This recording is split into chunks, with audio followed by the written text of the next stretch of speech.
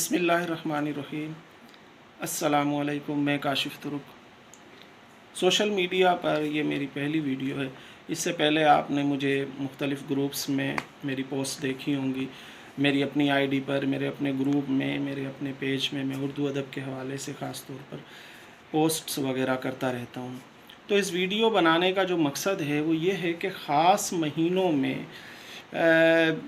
कुछ पोस्ट्स होती हैं फ़ेसबुक पे जो मेरी नज़र से भी गुज़री हैं, जो मेरे ख़्याल से दिल आज़ारी का सबब होती हैं।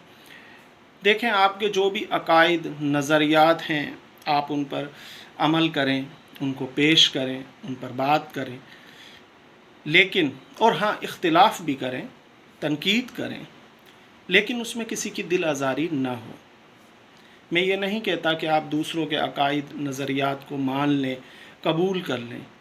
नहीं, आप अपने नज़रियात, अपने अकायद पर अमल करें और दूसरों के जो नज़रियात, अकायद हैं उनका एहतराम करें। देखें, बात का जवाब दिया जा सकता है, इख्तिलाफ़ का जवाब दिया जा सकता है, तनकीद का जवाब दिया जा सकता है, गाली का जवाब गाली नहीं दिया जा सकता। जब आप गाली का जवाब गाली देते हैं तो गाली देने वाले में और आप में जो फ़र्क होता है वो फ़र्क ख़त्म हो जाता है।